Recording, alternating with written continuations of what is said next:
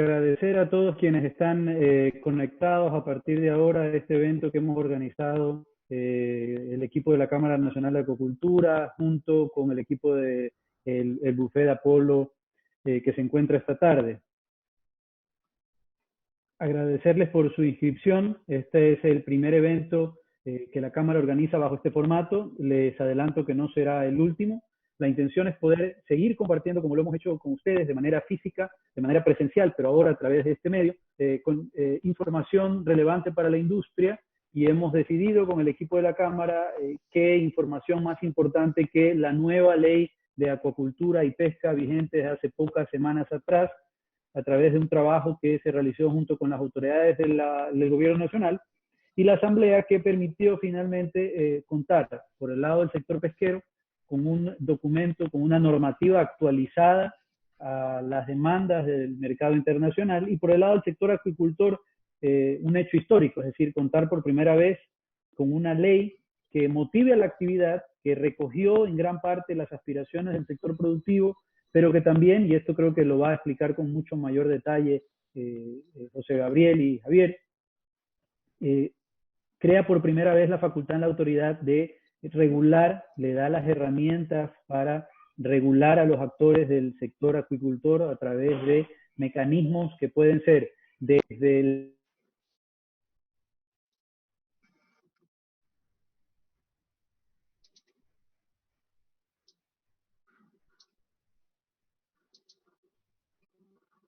¿Se fue? ¿Hola? ¿Aló? Ahí está, Sí. nuevamente. Sí, perdón. Entonces contamos con una normativa que no solo motiva la actividad, no la fomenta, sino también existen ahora articulados que facultan a la autoridad a regular, a sancionar, y era algo que no teníamos antes. Entonces, esto también a considerar y a prestar muchísima atención cuando este capítulo se explique específicamente. No, quiero agradecerles una vez más, como les decía, este es el primero de varios eventos que esperamos organizar bajo este formato y poderles seguir brindando esta información de interés, y agradecerle nuevamente a José Gabriel Apolo, a Javier Cardoso, que el día de hoy serán nuestros panelistas, serán quienes explicarán los articulados que incluye la ley, y agradecerle a Yaira Piedrahita, que como ustedes conocen es nuestra moderadora en nuestros eventos Aquaexpo, y no podía ser de otra manera. Ella será la moderadora la tarde de hoy. Así que muchísimas gracias y bienvenidos.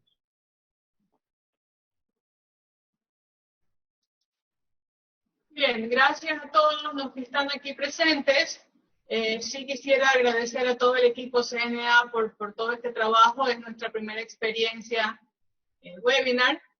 Y quisiera también dar una pequeña introducción acerca de quiénes son nuestros conferencistas de hoy, a pesar de que ya todos ustedes los conocen con bastante detalle. Nunca está de más que nosotros podamos presentar a nuestros conferencistas para que ustedes conozcan que quienes están a cargo de la presentación de hoy son profesionales que conocen muy bien el área en la que están trabajando, ¿no? Tenemos al abogado José Gabriel Apolo, que es especialista en Derecho Acuícola, miembro del equipo de redacción de la Ley de Acuicultura, miembro del directorio del Banco, ha sido miembro del directorio del Banco del Pacífico del 2013 al 2014, del Consejo de Desarrollo Pesquero, es máster en Derecho por la UES, tiene un MBA del Libre Business School, un doctorado en Ciencias Jurídicas en curso para hacer PhD, y es abogado de los principales grupos camaroneros del país. El otro conferencista, a quien también conocen, es el abogado Javier Cardoso, quien es especialista en Derecho Marítimo, en Derecho Portuario y en Derecho Pesquero. Ha sido ministro de Pesca y Acuicultura subrogante, ha sido viceministro de Pesca y Acuicultura entre el 2017 y 2018, miembro del equipo de redacción de esta ley, contratado por el ministerio en su momento, antes de ser viceministro, autor del proyecto de ley de pesca enviada a la Asamblea, consultor de Naciones Unidas, miembro del equipo asesor por Ecuador para el convenio de subsidios a la pesca por la Organización Mundial de Comercio, y también de otros convenios con la ONU, profesor de la Universidad Católica y máster en Derecho Marítimo. Como ustedes pueden comprobar, nuestros conferencistas pues tienen un amplio una amplia experiencia y un vasto conocimiento en las áreas que van a ser motivo de esta presentación. Así que, sin más preámbulos, pues les voy a dar la bienvenida. Ellos están compartiendo su computador y van a trabajar desde remotamente para darnos esta charla. Bienvenidos, Javier y José Gabriel, a este primer webinar, CNA Online, una experiencia nueva en esta nueva normalidad.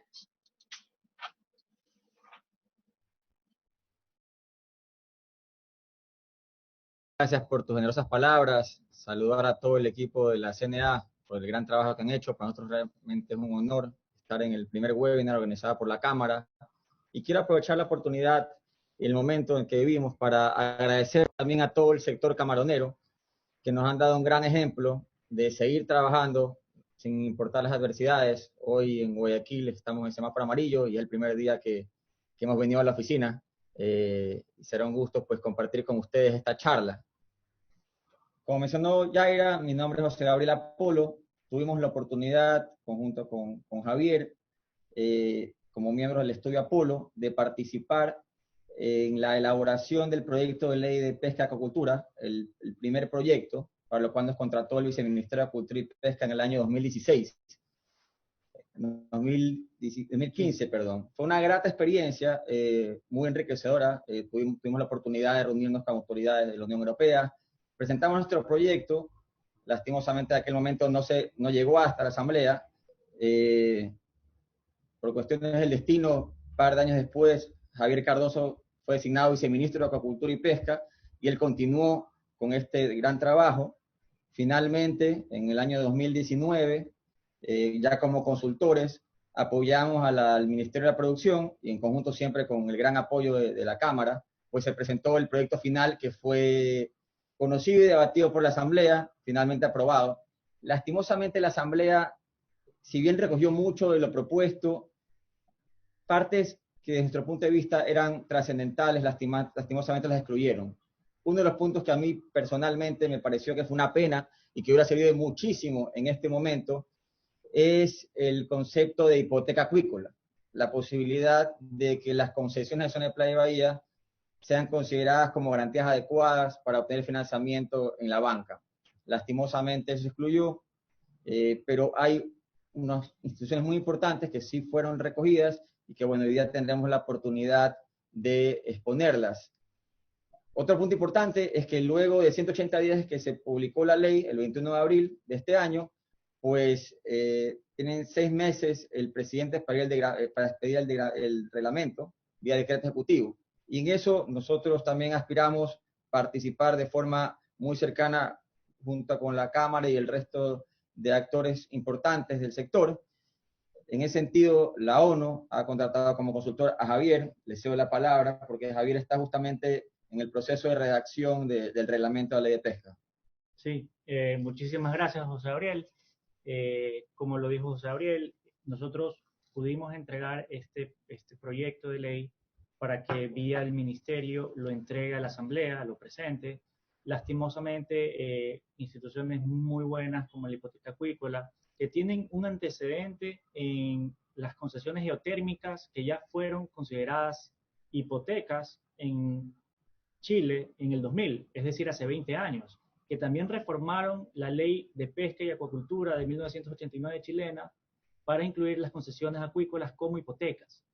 Y básicamente por un concepto jurídico que son derechos reales, y los derechos reales pues siguen la suerte de lo que son y tendrían que recaer sobre la institución de la hipoteca. Pero bueno, ahora estamos redactando el reglamento, es una consultoría de la ONU y pues nuestra parte como consultor de la ONU, ya nuestra contraparte sería el ministerio, pero el ministerio siempre está abierto de trabajar con todo el sector, al igual que la ley, con la Cámara Nacional de Acuacultura, y creo que esta charla pues es una buena introducción para seguir trabajando en lo que va a ser del reglamento, y espero que la disfruten. Con esto pues le cedo la palabra a José Gabriel para iniciar la explicación. Bueno, comencemos.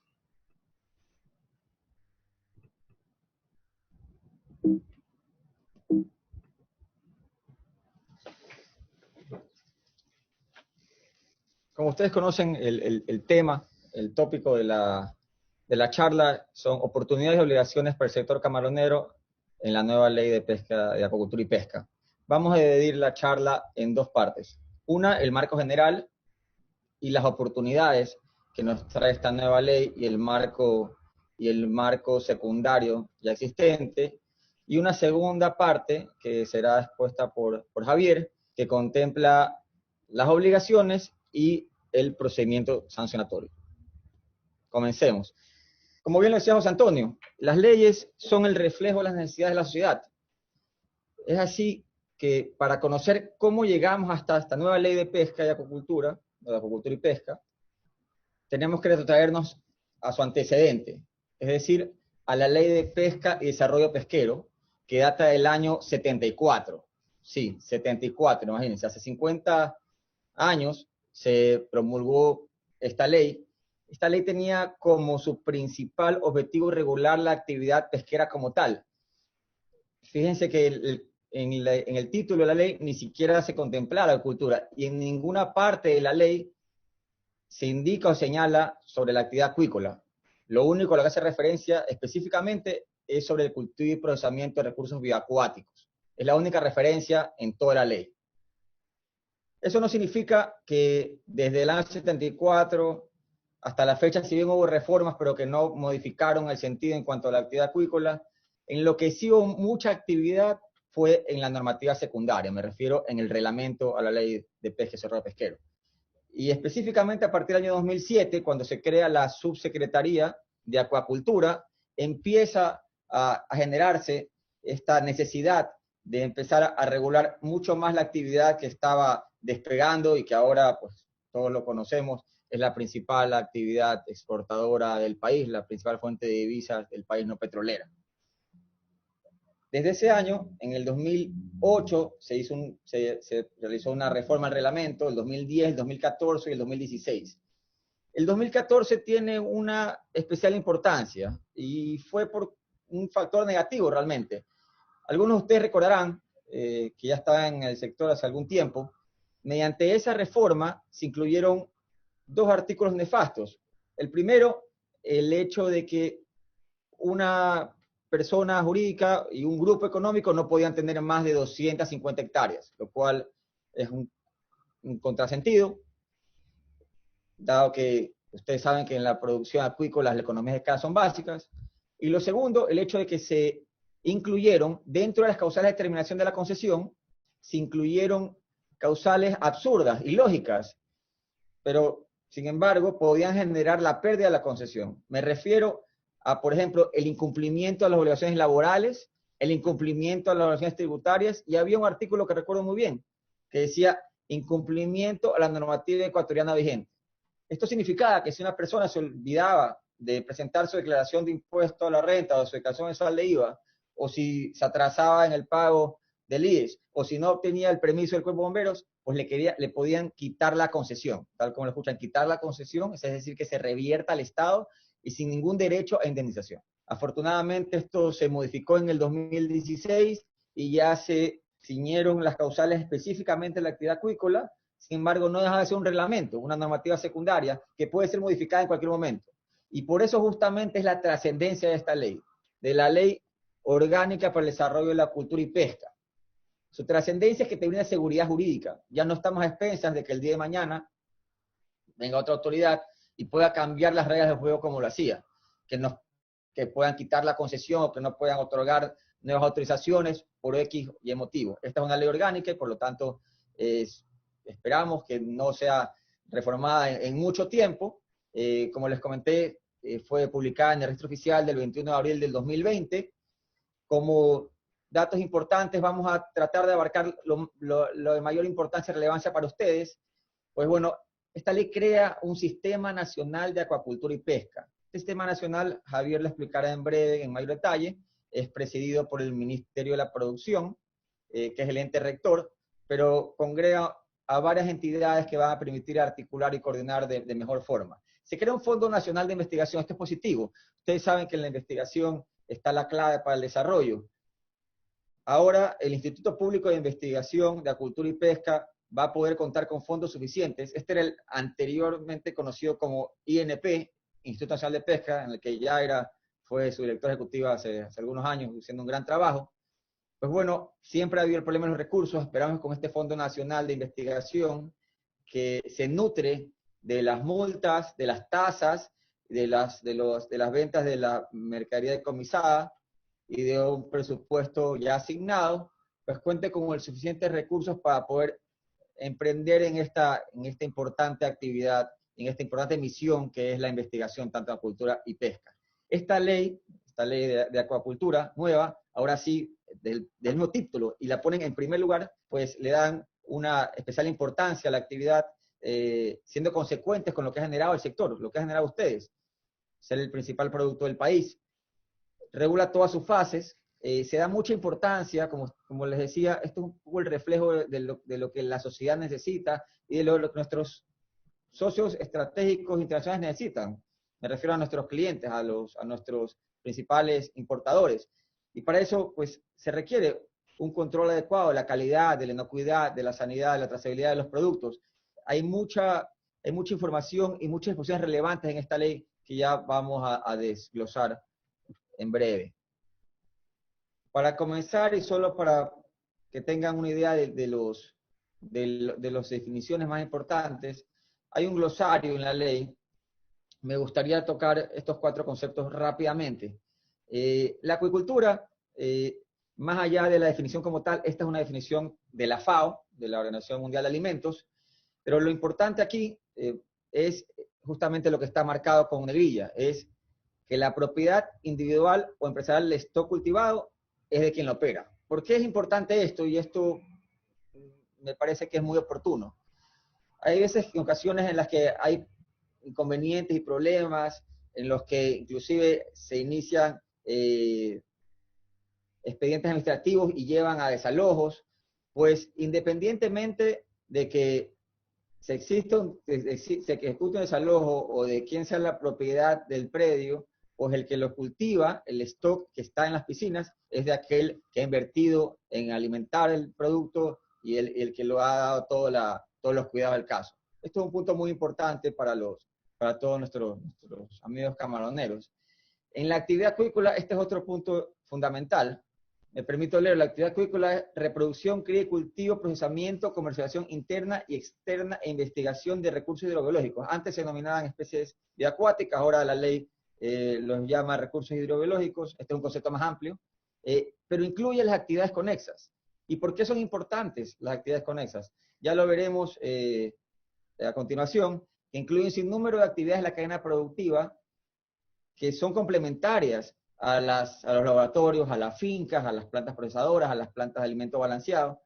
Son muy importantes, y lo interesante aquí, ya lo veremos, es que los beneficios contenidos en esta ley no solo son para un segmento o un eslabón de la cadena, son para toda la actividad acuícola. Es decir, que las actividades conexas y quienes la conforman también estarían beneficiados de estos incentivos. Actividades conexas como el transporte, el servicio de almacenamiento, frío, refrigeración, congelación, la producción, comercialización de insumos acuícolas, así como cualquier actividad que forme parte de la actividad productiva. Inclusive pueden agregarse nuevas actividades por el ente rector, es decir, el Ministerio de la Producción. Y la zona de playa es un concepto que se mantiene del reglamento actual, es un concepto muy técnico, pero aquí yo les quería hacer también la mención importante de que, además de ese concepto, hay herramientas técnicas que utiliza la Secretaría de Cultura para determinar la cobertura de suelo, como las cartografías CLIRSEM o las fotografías aéreas IGM, que son muy importantes, que dan mucha precisión a determinar cuál es la cobertura de una finca. ¿Y por qué esto es importante? Ustedes lo verán ya, los camaroneros que tienen fincas, en ocasiones que son concesionarios en el Playa y Bahía. Hablo de los concesionarios porque son un sector importante del global. Como ustedes saben, estamos hablando de 225.000 hectáreas de camarón en el país, de las cuales aproximadamente 80.000 son concesiones. Cuando ustedes en ocasiones tengan que renovar su concesión, verán que es probable que se determine que dentro de su concesión existen tierras altas que luego podrán regularizar y adjudicarse y convertirse en propietarios, obviamente todo dependiendo de las herramientas técnicas y la determinación que haga la Subsecretaría de Cultura. Le cedo la palabra a Javier, que va a tratar sobre el Sistema Nacional de Acuacultura y Pesca. Sí, bueno, el Sistema Nacional de Acuacultura y Pesca es una de las novedades que son introducidas por la Asamblea. y básicamente se trata de lo siguiente. Es un sistema que realmente debería ser un comité, porque el sistema es el conjunto de muchas cosas, inclusive tecnología, programas informáticos, registros, etcétera. Esto debería ser un comité, no es la redacción más precisa en técnica legislativa y está conformada por las instituciones que ustedes ven en la pantalla en este momento.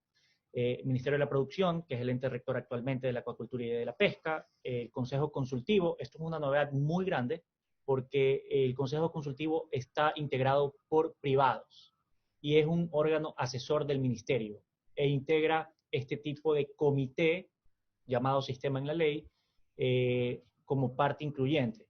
Si nos ponemos un símil, nosotros tenemos el COMEX, que es el Comité de Comercio Exterior, que es un conjunto de instituciones que regulan el comercio exterior, el antiguo Consejo Nacional de Desarrollo Pesquero, que también era un conjunto de instituciones que regulaban la pesca. En ninguno de esos comités está incluido con voto a un consejo consultivo conformado por privados, pues aquí lo están incluyendo, y otros organismos como el Ministerio de Ambiente, el antiguo INP, la Autoridad de Defensa Nacional, Autoridad Portuaria, GATS, entre otros. Lo importante y lo contradictorio al mismo tiempo es lo siguiente. Este sistema tiene los siguientes verbos rectores o deberes: coordinar, cooperar, supervisar y dar seguimiento a lo que tengo resaltado en turquesa: políticas públicas, normas para administrar el sector acuícola. Si ustedes ven estos verbos, realmente son de simple coordinación, sin perjuicio. Establece en el artículo 11 que sus resoluciones del Sistema Nacional de Acuacultura y Pesca serán de cumplimiento obligatorio. Es una redacción a nuestro parecer un poco confusa, porque si bien los verbos son los que están expuestos en color rojo con resaltado de amarillo, las resoluciones son de cumplimiento obligatorio, pero no deberían ser unas regulaciones o unas resoluciones que puedan llegar a entorpecer la actividad acuícola o pesquera. Hay que reconocer que la actividad acuícola es netamente científica. Y si bien es cierto, los otros comités, como el Comité de Comercio Exterior, es conformado por instituciones que siempre tienen una rama de política o de gestión de la política, en donde saben mucho del comercio exterior de cada uno de sus ministerios y de los sectores que administran, no así con el sector pesquero. Entonces aquí hay que tener mucho cuidado, es una reflexión en cuanto a que las demás instituciones no vayan a entorpecer la correcta administración, que sí existe una gobernanza, pero que sea bajo estos verbos que están subrayados: coordinar, cooperar, supervisar y dar seguimiento. Con eso, pues, le cedo la palabra a José Gabriel para que explique lo siguiente. Gracias, Javier. Bueno, aquí es un punto relevante que mencionas y creo que debería ser tomado también en consideración del reglamento para aclarar un poco a qué se refiere la ley en ese sentido y limitar las competencias de cada entidad. Como les comentaba, este Sistema Nacional de Acuicultura y Pesca está precedido por el ente rector. En este caso es el Ministerio de la Producción, Comercio Exterior, Inversiones y Pesca, que como funciona es que le delega las competencias al Viceministerio de Acuicultura y Pesca y esta a su vez al Secretario de Acuicultura. ¿Cuál es la competencia del ente rector? Es fijar las políticas acuícolas y es el responsable de planificar, regular, controlar, coordinar y gestionar y evaluar el Sistema Nacional Acuícola y Pesquero. Justamente esto es lo que mencionaba José Antonio. Ya las autoridades cuentan con las facultades y competencias necesarias para poder hacer una regulación óptima y apropiada del sector. Esto es un gran atributo de la Ley de Acuicultura y Pesca. Además, como les comenté, la ley anterior, ustedes saben que solo se puede establecer infracciones y sanciones por ley. La ley anterior, la 73, manejaba infracciones solo para el sector pesquero y eran irrisorias.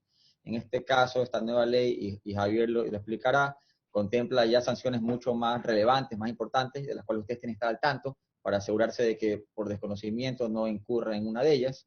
La potestad sancionatoria la tiene efectivamente el subsecretario de Acuacultura. También tiene jurisdicción coactiva para cobrar multas, tasas, a lo que anteriormente no tenían. Y esto es algo que siempre nos consultan, nos dicen, nos piden, es un clamor, y yo sé que la Cámara está muy involucrada en esto respecto a la seguridad. Hay un artículo específico en la ley que te dice que el ente rector coordinará con las autoridades competentes en materia de seguridad pública para asegurarse de brindar toda la protección a las actividades acuícolas y pesqueras. Esto es muy importante, y si esto lo complementamos con el Sistema Nacional y que uno de sus miembros es el Ministerio de Defensa y la Armada, pues creo que se pueden hacer grandes obras y grandes gestiones en conjunto. Otra autoridad clave en la gestión acuícola es la Autoridad Sanitaria y de Sanidad. Esto se lo conoce como la Subsecretaría de Calidad y Inocuidad. Todos la conocen bien. Recordarán que antes era el INP el que manejaba estas facultades. El INP tenía las facultades de investigación, las funciones de sanidad y sanitarias. Esto se dividió ya desde antes vía decreto ejecutivo, pero ahora en la ley se recoge y se dividen las competencias claramente como deben de ser. Una entidad enfocada en la parte sanitaria y inocuidad y otra entidad enfocada en la parte de investigación. Ahora, en principio, esperemos con recursos suficientes para poder hacer el trabajo que el sector necesita. ¿Cuál es la función principal de la Autoridad de Calidad y Inocuidad? Es verificar la sanidad de los cultivos y la calidad y inocuidad de los insumos. Eso ustedes ya lo conocen bien.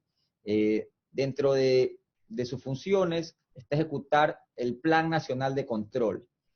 ¿Qué es el Plan Nacional de Control? Esto ya es un plan que se venía ejecutando desde antes y el hecho que le hayan recogido en la ley es muy positivo. Ya era, por ejemplo, el INP, recuerdo que trabajó intensamente en la implementación y aplicación de este plan. Este plan lo que hace es que verifica que todos los eslabones de la cadena productiva, ya habíamos hablado de las fases de la actividad acuícola, incluyendo las actividades conexas, cuenten con una habilitación sanitaria. Una habilitación sanitaria que significa que la Autoridad de Calidad y Inocuidad, una vez verificado que la Autoridad de Cultura ya ha otorgado una autorización, pues desde el punto de vista sanitario, califica y registra a los establecimientos habilitados. Y esto es lo que les permite producir, procesar y comercializar y transportar los insumos de forma legal.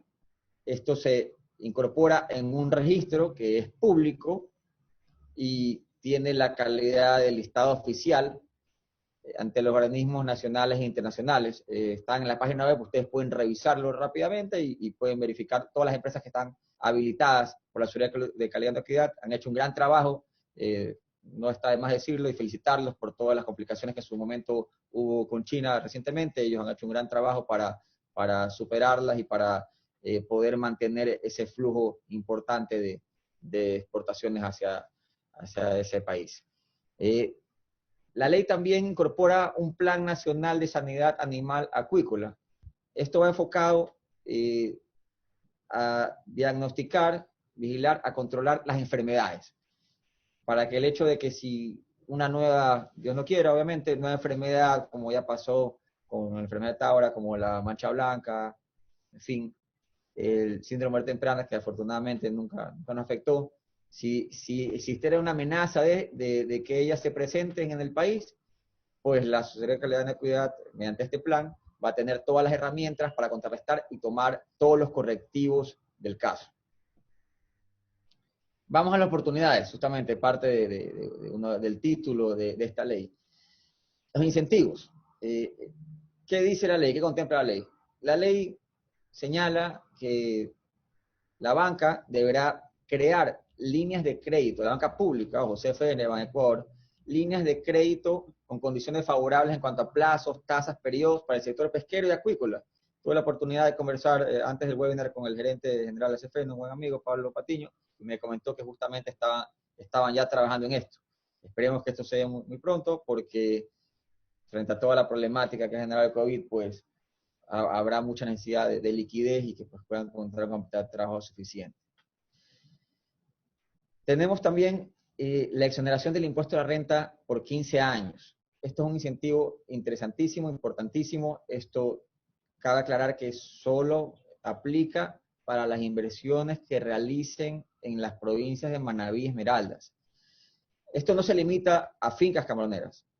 Esto puede ser cualquier rama de la actividad, desde laboratorios, plantas, fincas, inclusive bodegas, cualquier inversión nueva que una empresa domiciliada en esas provincias haya realizado desde mayo del 2016 y que realice hasta mayo del 2021, les puede generar una exoneración del impuesto a la renta. Son compañías nuevas, la exoneración sería total por 15 años. Si ya son compañías constituidas con anterioridad, sería una exoneración proporcional en base a la inversión que han realizado, sería un descuento a su tarifa del impuesto a la renta, y es algo muy interesante, estamos hablando de 15 años. Estamos hablando de 15 años y como les digo, los requisitos son mínimos, realizar una nueva inversión dentro de ese periodo de tiempo y que la mano de obra que utilicen sea al menos 75% local de la provincia. Esta fue un incentivo que nació de la ley del terremoto, ley de solidaridad.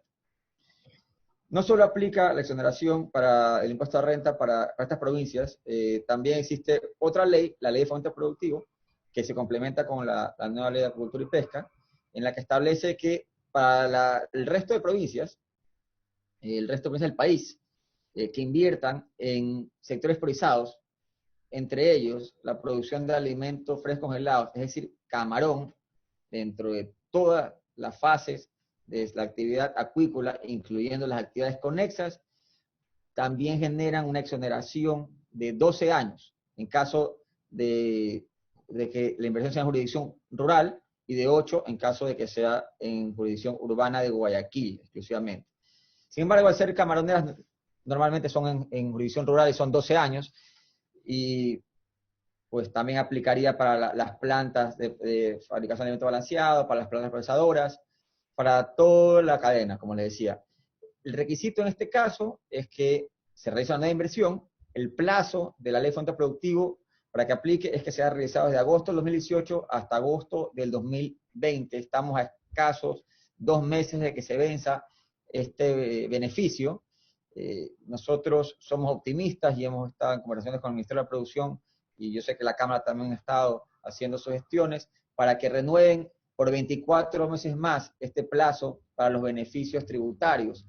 De acuerdo a la ley de fomento productivo, el presidente de la República, con un informe previo del Comité de Inversiones, puede prorrogar por 24 meses más el plazo para realizar nuevas inversiones y, por lo tanto, acogerse a este beneficio. Este beneficio aplica tanto para compañías existentes antes del año agosto de 2018 como compañías nuevas. Obviamente, si fueron construidas antes, la exoneración es proporcional. Si fueron construidas con posterioridad al 2018, la exoneración es total. El requisito es que realicen la inversión dentro del sector priorizado, que es la actividad acuícola, en unas jurisdicciones, como les decía, 12 años para las jurisdicciones rurales de Guayaquil, el resto del país, y urbanas, en el caso de Guayaquil, por 8 años, Guayaquil y Quito, y que se incremente el personal, que se incremente el rol de trabajadores, en cuanto al número de trabajadores. Si las compañías son pequeñas y medianas, con tal de aumentar un trabajador, se puede acoger a la ley. Si la compañía es grande, pues tiene que incrementarse en un 3%. Sin embargo, si es que por algún motivo no se llega a cumplir con uno de estos requisitos, existen parámetros de excepcionalidad que son sometidos al Ministerio de la Producción para que ellos hagan la respectiva excepción. Hay un punto muy importante que debemos resaltar, que es que en ambos beneficios, en la exoneración del impuesto a renta por 15 años para la provincia de Manabí y Esmeraldas, como la exoneración por 12 años del impuesto a renta para el resto del país, no se necesita mayor requisito que los que les indico. No es que tienen que contar con una aprobación de alguna autoridad, es automático. Ustedes, la siguiente declaración de impuesto a la renta, simplemente señalan el casillero correspondiente y se acogen al beneficio. Nosotros recomendamos, por una cuestión de extra seguridad, hacer consultas vinculantes al SRI para no tener problemas en el futuro y tener el aval de ellos. Un cuarto beneficio muy, muy interesante es el de la doble depreciación. ¿Qué es la doble depreciación? La doble depreciación significa poder depreciar en un 200% los activos amigables con el medio ambiente. Esto implica que si ustedes lo deprecian en el doble, eso pues irá a la cuenta de gastos y por lo tanto el resultado será inferior y ustedes podrán pagar menos impuesto a la renta. ¿Cómo se acoge a este beneficio? Pues se debe contar con una autorización del Ministerio de Ambiente.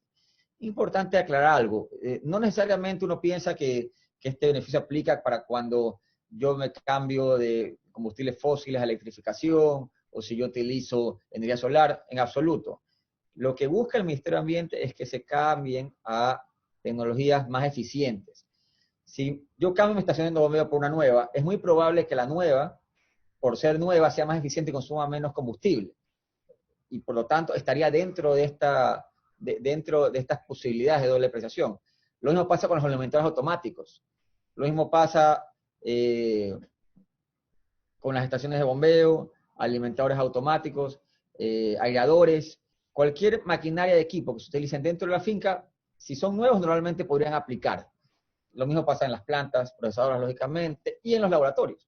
Entonces, es algo que sí vale la pena considerarlo.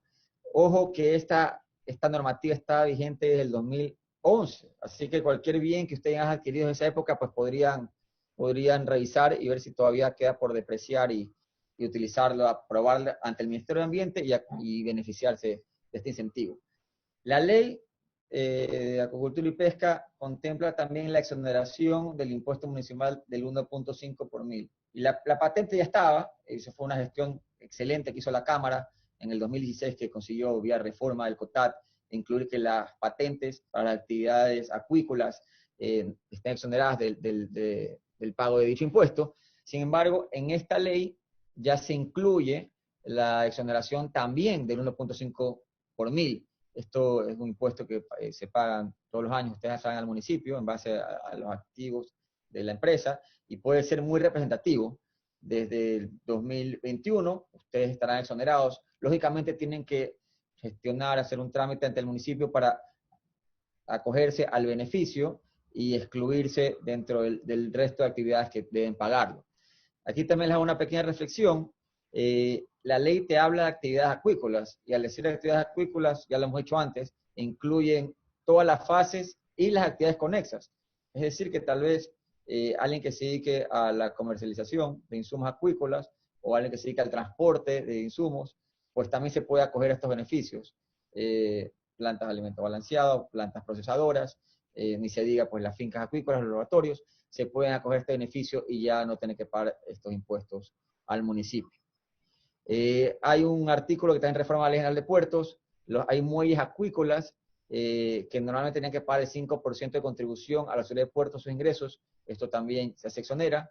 El contrato de inversión es un contrato que uno firma con el Estado para blindarte, darte estabilidad tributaria, es decir, que si el día de mañana cambian la normativa tributaria y ya te habías acogido a una exoneración del impuesto de renta, o sube el impuesto de renta del 25 al 28, por ejemplo, tú te mantienes por 15 años con esa estabilidad. 15 años tendrás la tranquilidad de que tu régimen tributario se mantendrá como el vigente a la fecha.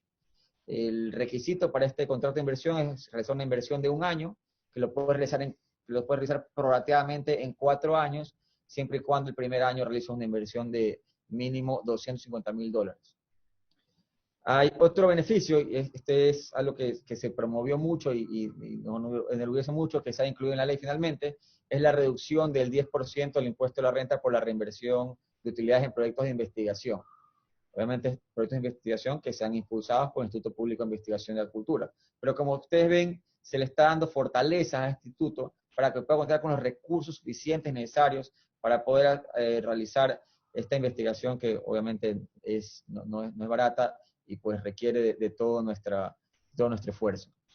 Por último, se reduce al 0% del IVA la maquinaria, equipos, insumos acuícolas que determine el presidente de la República. Sería bueno que, ahora que todos lo conocemos, tanto para este punto como para el punto que les comenté de prorrogar 24 meses más la exoneración del impuesto de renta, que hayan pedidos formales por la mayor cantidad de gremios e interesados posibles, para que el presidente de la República, al depender 100% de él, que prorrogue por 24 meses el plazo para acogerte a la exoneración del impuesto a la renta, para que puedas realizar inversiones. Ahora más que nunca se necesita inyectar capital, es decir, para que se pueda invertir hasta agosto del 2022, y que también dentro de los maquinarias, equipos e insumos acuícolas, él debe expedir un decreto ejecutivo. Este decreto ejecutivo ya tiene más de 1 año, 2 años de retraso realmente, y es fundamental para abaratar la actividad y la cadena, la infraestructura de costos que son trasladados al final del día a la exportación. Esto es fundamental que dentro de este listado que el presidente tiene pendiente pedir, pues incluya la mayor cantidad de maquinaria, equipos e insumos acuícolas. Actualmente a la fecha están pagando un IVA que no tiene sentido, dado que luego eso sirve para productos que van a ser exportados. Entonces estamos exportando impuestos, lo cual no tiene sentido. Bueno, ahora entrando en materia de la actividad acuícola como tal, hay un título completo que trata sobre la misma. Como ustedes ya saben, la actividad y todas sus fases y las actividades conexas requieren un título habilitante. El título habilitante lo otorga la Subsecretaría de Acuacultura. Necesariamente se debe obtener el título para poder estar en regla. En la ley también se habla de un ordenamiento acuícola, es decir, que se va a zonificar las áreas en las que son adecuadas y aptas para realizar la actividad acuícola, e inclusive me llama la atención, y creo que en el reglamento es fundamental llegar a mayores precisiones, se establece que se puede inclusive definir características de construcción, implantación, operación, retiro de áreas.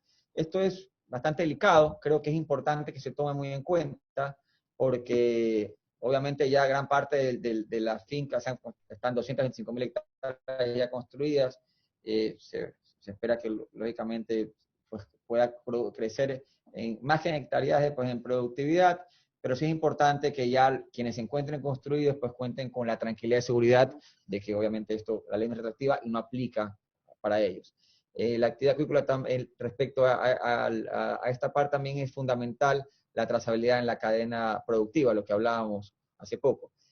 Paso a darles rápidamente los requisitos y a breves rasgos cuáles son las temáticas de cada una de las fases de la actividad acuícola. Como ustedes saben, las camaroneras se dividen en tierras altas y zonas de playa. En las tierras altas, ahora no necesariamente tiene que ser propietario para tener el acuerdo ministerial, puede ser mero tenedor a través de un contrato de comodato, su fruto, etcétera.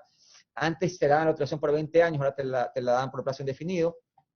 Cuando se alquila una camaronera, pues se incluyó la obligación de comunicarle al ente rector, y también se incluye una nueva obligación cuando ustedes realizan el trámite de autorización para obtener el acuerdo ministerial, presentan un estudio técnico, ahora se va a verificar que ese estudio técnico se dé cumplimiento. Anteriormente, ustedes recordarán que el reglamento a la ley de pesca sí establecía que necesariamente las tierras destinadas a la acuacultura tenían que ser o económicamente no rentables o no tener vocación agrícola. En este caso, en la ley ya no se considera esa particularidad. Sin embargo, yo pensaría que, como les comenté en la slide anterior, con la zonificación, un poco la idea es regularla. Y solo como algo muy superficial, a la fecha ya está regulada vía reglamentos, vía regulación, vía acuerdo ministerial, se tendrá que ahora en el nuevo reglamento incluirse, la explotación de tierras con vocación agrícola, siempre y cuando cumplan con ciertos requisitos, y que una vez que se realicen los estudios pertinentes, la capacidad del uso de la tierra sea tal que sea apropiada para la actividad y que no ponga en riesgo otros cultivos. Rápidamente, las causales de terminación pues son por solicitud del autorizado, por fallecimiento de la persona, por insolvencia, por cancelación de la inscripción de la compañía y por haber perdido el dominio del área. Vamos a las concesiones de playa y bahía. Actualmente ya no es necesario que una concesión forme un cuerpo cierto. Ustedes recordarán anteriormente, una compañía solo puede ser concesionaria de una titular de una concesión y tenía que formar un solo cuerpo. Ahora uno puede tener concesiones en distintas partes, distintos cantones inclusive, y si están en un mismo sitio, pues si están separadas no hay ningún problema, pueden ser concesionarias, la misma empresa, ser concesionaria de ser titular de varias concesiones de playa y bahía. Cuando se otorga el acuerdo de concesión, de acuerdo a la ley, también se otorga el acuerdo que autoriza a ejercer la actividad y a la comercialización, es decir, en un solo documento se autoriza la ocupación de la zona de playa y bahía y el ejercicio de la actividad acuícola. Por favor, tomen nota, esto es muy importante, esto es algo que tuvo complicaciones en años anteriores, recuerdo bien, cuando municipios pretendían cobrar una tasa por la ocupación de la zona de Playa Bahía, la ley expresamente lo indica que el ministerio es el único competente para cobrar tasas sobre zonas de Playa Bahía. Adicionalmente, otro artículo muy importante e interesante, establece que se prohíbe el otorgamiento de concesiones para hacer la actividad acuícola sobre nuevas zonas de playa, con excepción de aquellas sujetas a su regularización en función de lo establecido en el reglamento de la presente ley. Esto significa que así como sucedió con el decreto 1391 del 2008, va a haber una nueva regularización, va a haber una nueva posibilidad de que camaroneros que no alcanzaron a regularizarse en aquella época lo puedan hacer. Y esto va a estar recogido en el reglamento, lo cual es sumamente importante. Si bien les comentamos hace poco que era un poco frustrante que no se había aprobado la hipoteca acuícola, otro mecanismo que puede ser utilizado para obtener financiamiento en estos momentos es un contrato de asociación, que está regulado en la ley. Este contrato de asociación implica que un concesionario puede asociarse con la finalidad de obtener financiamiento, asesoría técnica, para explotar sus concesiones. Esto es muy importante porque, como ustedes saben, las concesiones no se pueden alquilar. Se puede llegar a ceder la concesión con autorización de la autoridad, pero no se pueden alquilar. Una causal determinación es la cesión parcial o total de la concesión. Entonces, este contrato de asociación les permite que el concesionario y otra persona que tal vez tenga el capital, pues se asocien y exploten en conjunto una finca acuícola. Esto es una gran oportunidad. Este acuerdo de asociación debe estar aprobado por el ministerio. Ojo, eso es muy importante. Los plazos de la concesión son por 20 años, antes ustedes recordarán por 10 años. Eso también fue algo trascendental que se consiguió. Como les decía, a veces alguien dice las concesiones se pueden vender, realmente se pueden transferir, se puede hacer una cesión de derechos de concesión, con lo cual de un titular pasa a otro, obviamente siempre con la autorización de la autoridad de la Secretaría de Cultura. Y respecto a la posibilidad de ceder la concesión, se incluyó un artículo que exige que solo se pueda ceder luego el segundo año de otorgada la concesión. Otro punto también es que antes se cedía la concesión por lo que quedaba la concesión, ahora se da por 20 años. Y bueno, obviamente es un plazo importante. En cuanto a la zona de recolección, es común que haya recolectores cerca de ciertas fincas camaroneras y que intenten, obviamente, como medio de subsistencia en las orillas de los manglares, pues recolectar conchas, cangrejos, en fin. Esta ley contempla la necesidad de brindarles una servidumbre obligatoria. Claro que esta tendrá que ser regulada por el reglamento y debería ser también autorizada por la Secretaría de Cultura y por el propietario de la camaronera. Las extensiones, esto es algo trascendental lo que se consiguió. Pudimos conseguir realmente, la Asamblea lo aprobó, que el hectareaje máximo de las concesiones para personas naturales sea de 250 hectáreas, para las personas jurídicas sea de 1.000 hectáreas, y para los grupos vinculados sean de hasta 3.000 hectáreas, con lo cual es un gran avance. Como les decía, la economía de escala es fundamental y ya no hay un limitante como tal en hectáreas. Esto es solo para concesiones. Dentro de las causales de determinación de la concesión, pues tenemos el vencimiento del plazo. No dice cada cuánto hay que renovar la concesión en la ley, eso estará en el reglamento. Ahorita ustedes saben que tiene que ser 30 días antes, ya veremos qué dice el reglamento. Por solicitud del concesionario, por fallecimiento del autorizado, por insolvencia quiebra, por abandono declarado de la concesión por un año, si uno deja de explotar la concesión, o si la explota otra persona, obviamente con la cesión de los derechos de concesión sin la autorización previa de la subsecretaría, con la cancelación de la inscripción de la persona jurídica en registro mercantil y con el cumplir con el pago anual. Todavía no se establece cuándo se deberá pagar. A la fecha se establece, de acuerdo al reglamento, que se debe pagar hasta abril. Obviamente, por esa situación de decreto de emergencia, pues se imposibilita pagar, y eso está consciente la autoridad acuícola. Hay algo que se ha agregado acá en esta ley que te dice que si tú no has pagado, ellos te notifican, y si dentro de 90 días no pagas, pues ahí procede el inicio del expediente administrativo. En cuanto al fondo camaronero, esto son todas las concesiones que se revierten al Estado, pasan a un fondo que luego, a través de un concurso público, serán transferidas a los mejores postores. La acuacultura marina, la maricultura, se la otorga por 20 años, se realiza una zonificación para establecer dentro del perfil costero cuáles son las áreas más adecuadas, y respecto a las especies, la autoridad pues aprobará qué especies pueden explotar, operar. Recordaremos cómo funcionó anteriormente con la cobia, con el goyaipe. Los laboratorios se da un plazo de 20 años, las autorizaciones, son las mismas causas de terminación que las tierras altas. La concesión de la tubería es por 20 años también, la autoridad de succión, y lo mismo que en las zonas de playa, los municipios o cualquier otro ente no puede cobrar una tasa por las zonas de playa, el único competente es la Secretaría de Cultura.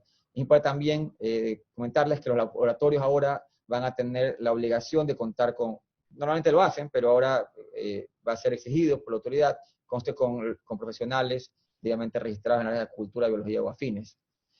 Respecto al registro público, se crea un registro público en el cual van a constar los actos más importantes relacionados a la actividad acuícola, como las concesiones, las autorizaciones, la contratación. Lo interesante de esto, inclusive las imágenes, lo interesante de esto es que ustedes como usuarios van a poder acceder a esta información de la mano y van a poder solicitarla y obtenerla muy rápidamente. En cuanto a las plantas empacadoras, antes tenían una autorización de 20 años, ahora es un plazo indefinido. La autorización para procesar incluye la de comercialización interna e internacional, extranjera. El co-packing, esto es muy importante, muchas personas me preguntan cómo funciona el co-packing. Yo soy un productor y quiero hacer co-packing, ¿cuáles son los requisitos? Esta ley es muy amplia en ese sentido. Solo se te exige que seas autorizado por la Secretaría de Cultura, ya sea como finca o como comercializador, y que firmes un contrato de co-packing con una planta.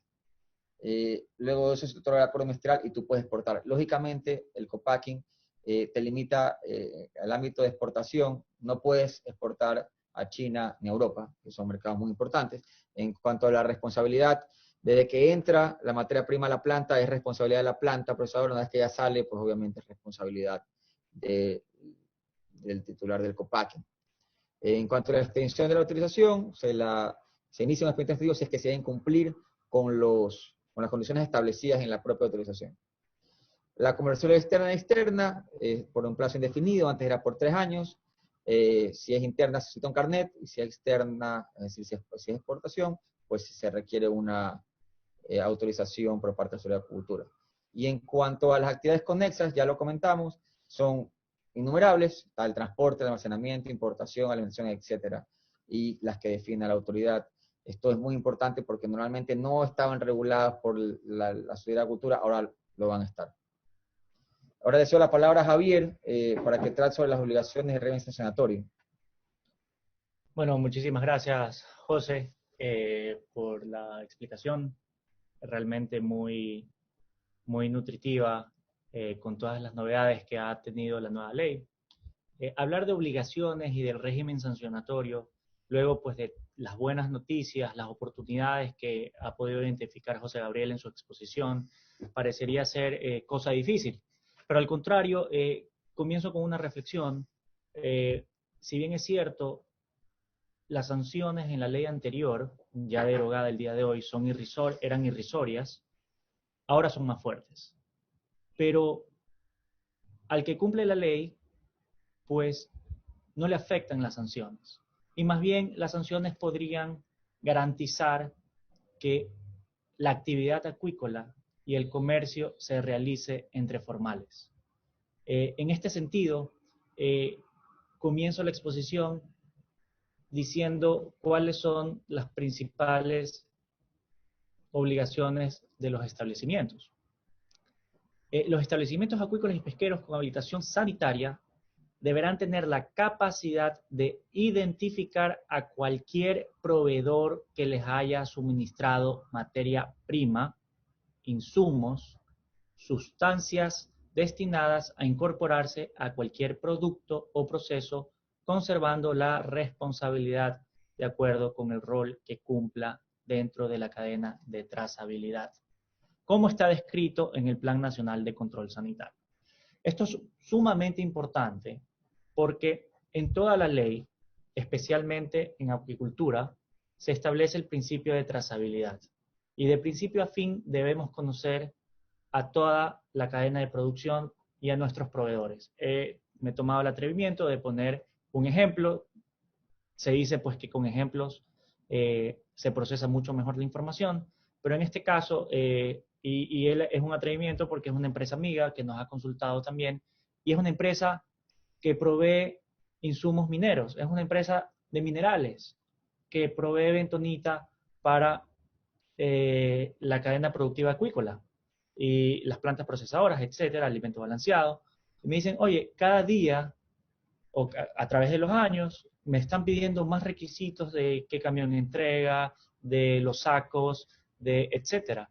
La placa, el nombre del chofer, y sí, de eso se trata, de tener la trazabilidad del proveedor, que inclusive puede ser de otro sector, como el minero, pero que provea la cadena productiva acuícola, y tener registro de todo el aparato productivo de los establecimientos. Eso en cuanto a las obligaciones de los establecimientos. Para hacerles un referente aquí en esta exposición, ustedes pueden encontrar pues cuáles son esas obligaciones: identificar, alertar y suspender la comercialización de productos que no se ajusten a los requisitos establecidos, facilitar información a los eslabones anteriores y posteriores de la cadena de trazabilidad, identificar proveedores y materias primas pesqueras y acuícolas, proveer la identificación del desembarque de la captura o de las cosechas de los productos, proveer identificación de embarcaciones, bueno, eso es para pesca, también puede ser para el transporte en materia acuícola, y proveer información del movimiento, transporte de productos acuícolas y pesqueros a través del documento de trazabilidad. Ahora, como siguiente tema, encontramos dos artículos que son peculiares. Uno que trata sobre la función social y otro que trata sobre la función ambiental. ¿Por qué digo que son peculiares? Porque si bien a través de un esfuerzo muy grande de la Cámara Nacional de Acuacultura, y aprovecho la oportunidad pues para agradecer a José Antonio Camposano, a Yaira Piedrahita, a Vincent Durín como asesor jurídico de la Cámara, que estuvimos en la construcción de la ley, del proyecto de ley, pues nos decían, mira, aquí lo que nosotros tenemos que hacer y dejar plasmado para el sector acuícola es la seguridad jurídica. ¿Esto qué quiere decir? Que tengamos la certeza que las causales de extinción revocatoria de una concesión, autorización camaronera, laboratorio, etcétera, estén estipuladas por ley. Y así se hizo. Las dejamos taxativamente enumeradas, las causales de revocatoria o extinción de alguna autorización. Sin embargo, se introduce este artículo de la función social, en que las autorizaciones y concesiones otorgadas en zonas de playa y bahía, entregadas por el Estado, deberán cumplir con la función social. Para la determinación del cumplimiento de la función social, se utilizarán variables establecidas por el ente rector, es decir, por el Ministerio, en materia acuícola, de conformidad con el reglamento. Esto es importante porque en el reglamento tendríamos que dictar a qué mismo se refiere esto y cuál es esa función social y cómo se va a cumplir, y cuál sería la sanción en caso de no cumplirse. Lo mismo con la función ambiental. El incumplimiento de la función ambiental será determinado por la Autoridad de Acuacultura y Pesca previo informe de la Autoridad Ambiental Nacional. Ahora, ¿qué también es importantísimo acerca de este segundo artículo? Recordemos, tenemos función social y función ambiental. Aquí interviene la Autoridad Ambiental Nacional. Entonces, estos dos artículos podrían llegar a determinar obligaciones que van a ser reguladas vía reglamento, pero que tenemos que estar muy atentos en esta regulación. Ahora, en cuanto a las obligaciones de los concesionarios, es una muy importante, que es permitir la inspección del ente rector. El ente rector pues tiene la facultad de hacer inspecciones a los sitios autorizados para desarrollar la actividad acuícola, bajo el procedimiento que se tendrá que estipular vía reglamento, normativa secundaria, pero siempre dejarlos entrar en caso que cumplan pues con ese procedimiento, la acreditación, la orden administrativa pertinente, etc. Es importantísimo porque esto es causal de agravante, si es que no se los deja entrar, y es causal de una sanción por ser infracción.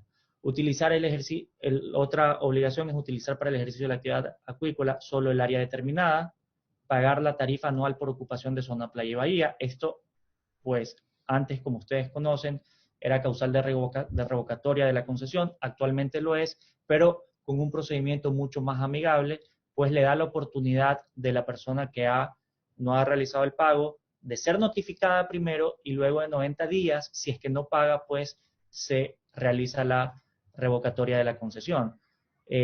Otra de las obligaciones es solicitar la autorización para ceder sus derechos de ocupación de playa y bahía, mantener vigente la concesión y informar al ente rector sobre los cambios de las obras de infraestructura. Entrando al procedimiento sancionador, en este punto, hace unos años era lo que usual para los ministerios o las leyes dedicadas a sectores productivos distintos, realizar un procedimiento administrativo propio. Entonces teníamos un sinnúmero de procedimientos administrativos diferentes y complementarios con el ERJAFE cuando existía, en donde realmente teníamos una autoridad que acogía un procedimiento, otra autoridad que acogía otros plazos y no teníamos la certeza. ¿Qué se hizo en la ley actual, en la que está actualmente vigente? Es concretar y remitirnos al Código Orgánico Administrativo. Si bien es cierto, se creó este Código Orgánico Administrativo para crear un procedimiento administrativo uniforme, puede tener muchos aciertos o muchos errores o cosas que se puedan mejorar, pero por lo menos ya tenemos un solo proceso y una sola guía. Anteriormente, como les comento, había una autoridad, un subsecretario, un viceministro, un ministro que decía, no, nos acogemos a la ERJAFE, el otro se cogía a la ley orgánica de algún sector, etc. Entonces aquí tenemos uniformidad. Como ya comentaba José Gabriel, existe el procedimiento coactivo.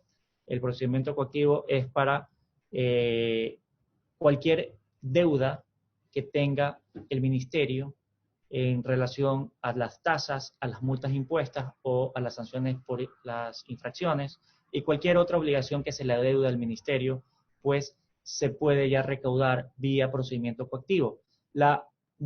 Si bien es cierto, el procedimiento coactivo es un procedimiento bastante, digamos, agresivo en las facultades que tiene como tal, como les decía, la persona pues que no tenga ninguna infracción o no cometa o no tenga deudas, pues no es que se le va a dar un procedimiento coactivo porque no tiene título de crédito. Y lo importante de esto es que todo lo que recaude vía procedimiento coactivo va hacia el fondo de investigación.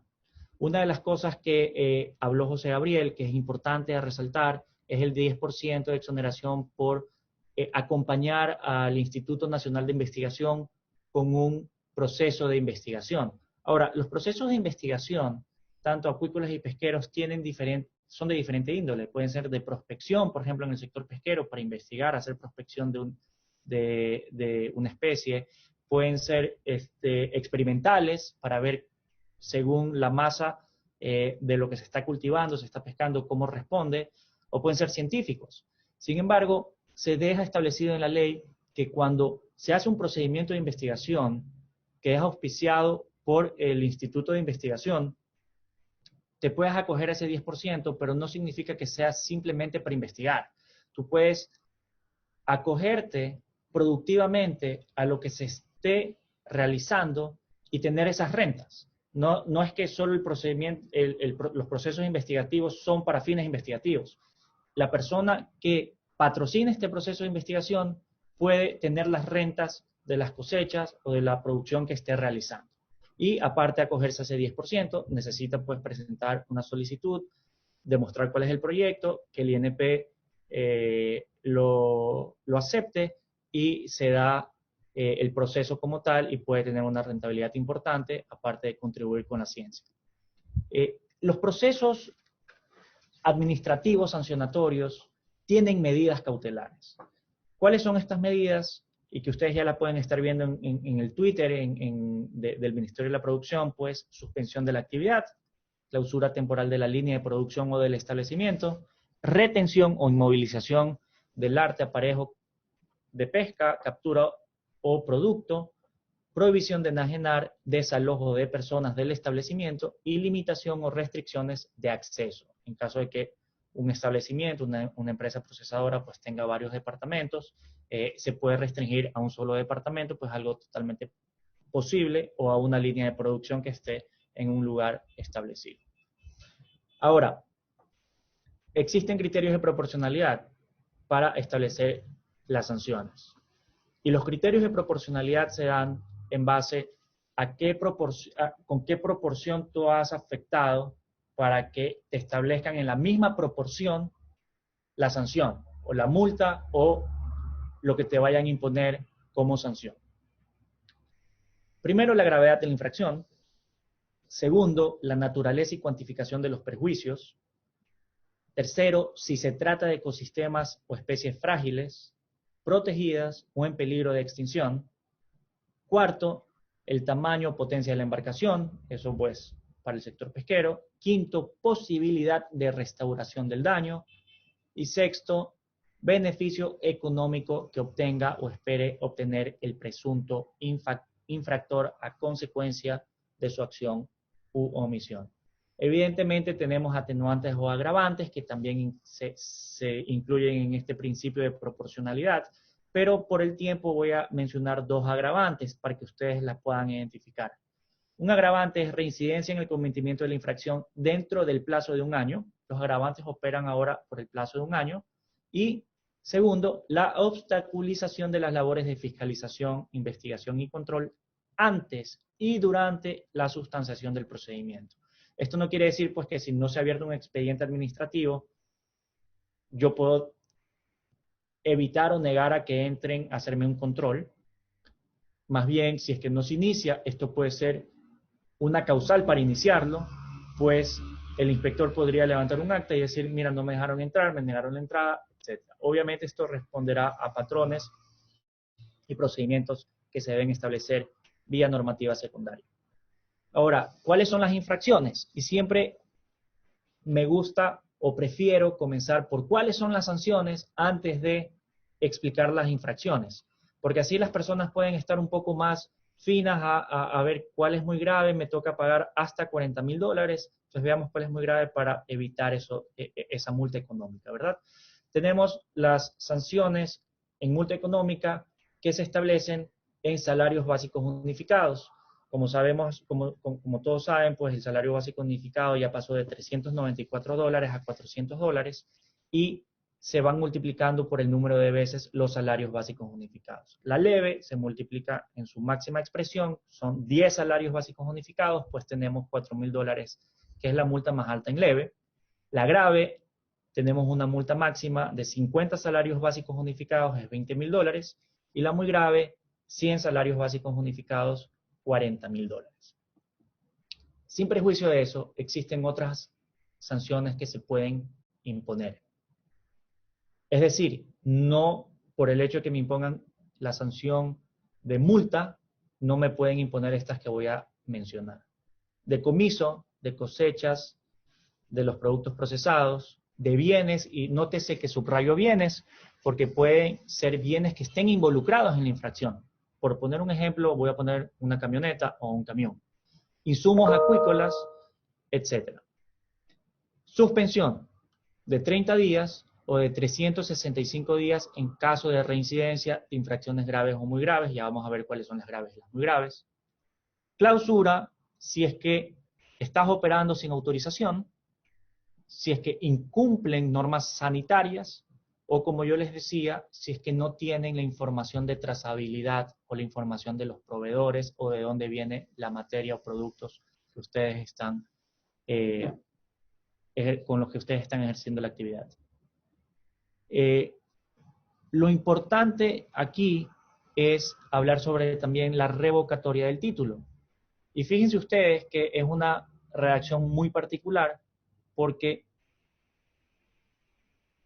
es una reincidencia por 4 para que te revoquen el título. En caso de haber sido sancionado por 4 ocasiones por el cumplimiento de faltas muy graves, ya ni siquiera graves, sino muy graves, dentro de un periodo de 365 días. En este sentido, si volvemos a cuáles son las agravantes, teníamos la reincidencia en el plazo de 1 año. Para la revocatoria es una reincidencia en el plazo de 1 año de 4 infracciones, ¿verdad? Muy graves. Ahora, el decomiso administrativo, que es algo importante, por ser propiedad pues, de cada una de los operadores, ¿cuándo se podría dar? Esto opera como una sanción, sin perjuicio de las demás, como les decía, que se les puede aplicar, y en caso de que no cuenten con el respectivo registro sanitario, no cuenten con la respectiva guía de movilización, remisión o factura, o no puedan justificar el origen de los productos, dispongan de productos e insumos acuícolas no autorizados o prohibidos, o tengan productos e insumos acuícolas que incumplen normas sanitarias establecidas en el reglamento de la presente ley. Las infracciones leves, graves y muy graves, para ir al grano, son las siguientes. Infracciones leves son muy cortas, son esas dos. No proporcionar información solicitada por el ente rector y cualquier otro tipo de incumplimiento de obligaciones que estén en la ley y que no estén reguladas como graves y muy graves.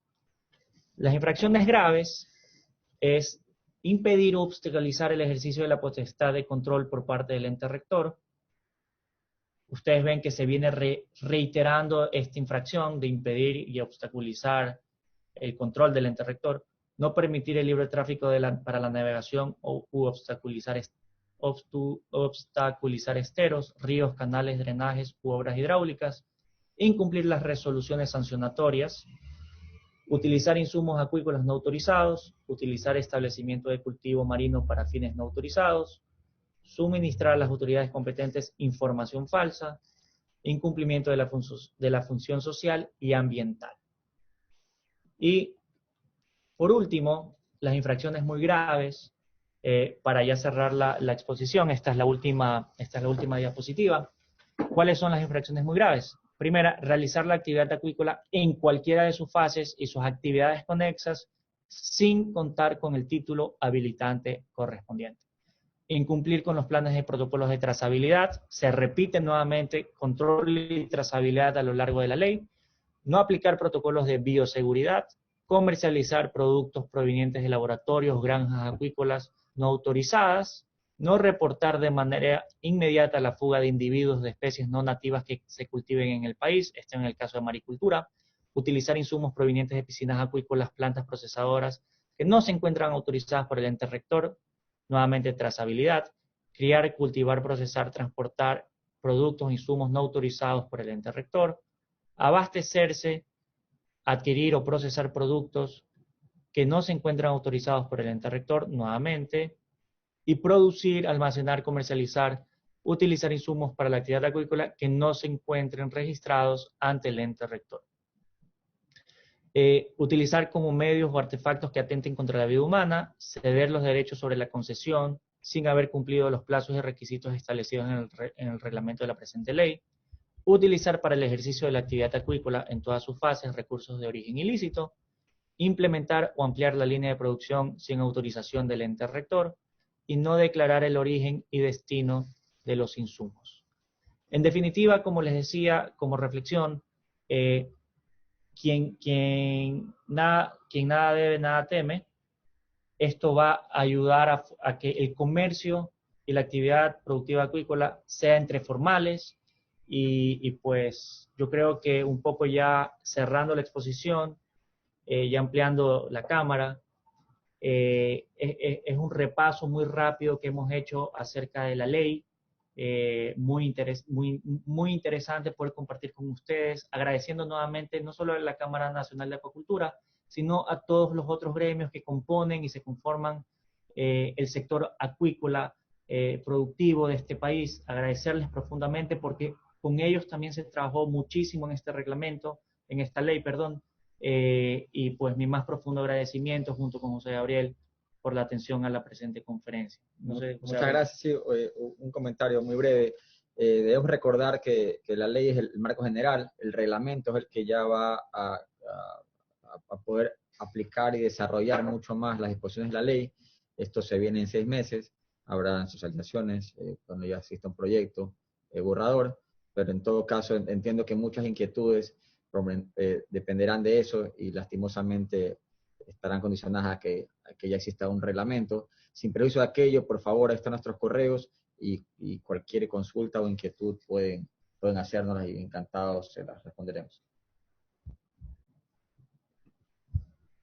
Muy bien, muchísimas gracias. ¿Se escucha bien ahí? Porque la tecnología falla a veces y parte del protocolo es preguntar si se escucha.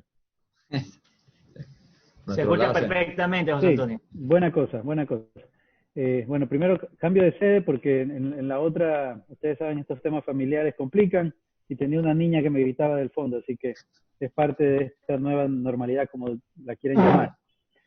A ver, primero entiendo que hay preguntas referentes a compartir la presentación. Si no se ha hecho la aclaración, José Gabriel y Javier, si ustedes nos autorizan compartir el material, lo podemos poner a disposición de quienes se han inscrito el día de hoy. Agradecerles porque con el tiempo nos hemos propuesto hacerlo en 1 hora y se ha cumplido muy bien con el tiempo. Hay preguntas que quedan, por supuesto, siempre hay preguntas. Es una materia muy interesante, más que todo porque es la primera vez, como yo decía en la introducción, que contamos con una ley. Es bueno tener un reglamento y el principio y lo que Javier ha dicho a lo largo de la presentación. Si no se incumple con la ley, no tiene que haber temores respecto a la sanción. En la industria, en el sector camaronero, son muchas más las personas que hacen las cosas cumpliendo la ley. Y siempre a lo largo de algunos años que llevo yo acá en esta actividad en la Cámara, uno de los reclamos era ¿por qué no combatimos a aquella competencia desleal que afecta a quienes invierten todos los días y trabajan por la derecha, como se dice? ¿Por qué no podemos hacerle contra a quien de manera informal vende insumos con orígenes no lícitos, desconocidos, etcétera, etcétera? ¿Por qué hay esta competencia desleal? Bueno, parte de la ley, justamente las cosas buenas, es el poder combatir con aquello. Y quienes están haciendo las cosas bien realmente tengan un ecosistema económico en el que quienes cumplen con las reglas realmente sean la mayoría, y quienes no lo hagan pues simplemente se dediquen a otra cosa porque no habrá espacio para aquello en el sector camaronero. Eso es lo que queremos, ¿no? Y por eso esas normas que, como decía Javier, si no se incumplen no debería haber problema. No como tal la ley ampara en materia de asaltos y de robo, pero sí genera un ecosistema en el que quien compra camarón robado debería hacérsele mucho más difícil poder procesarlo y exportarlo, porque ahora la autoridad va a tener facultad para exigir realmente que se demuestre la procedencia de ese producto. Lo mismo para aquellos que compran insumos robados. La autoridad tiene ahora sí facultad para sancionar cuando no se cumpla con demostrar el origen de ese producto. Entonces el ecosistema se vuelve mucho más amigable para quienes hacemos las cosas bien. Entonces, agradecerles Javier y José Gabriel por el tiempo, agradecerles a las más de, yo creo que me parece que rebasamos la barrera de las 400 personas en un momento inscritas, por el tiempo, por la paciencia, por adaptarse rápidamente a esta nueva metodología que seguro con el nuevo evento que vamos a tener un par de semanas sobre el tema de mercados, ya les adelanto el tema, vamos a hablar del mercado del camarón, tan importante en este momento. Este es un formato que nos permite compartir información, nos permite tratar de resolver de manera directa las preguntas que ustedes tienen y, por supuesto, si hay sugerencias, pues abiertos a poderlas mejorar. El horario podemos revisarlo también para quienes han pedido atrasarlo un poquito más. Así que la información estén atentos porque vamos a informar a través de qué medio vamos a compartir la información.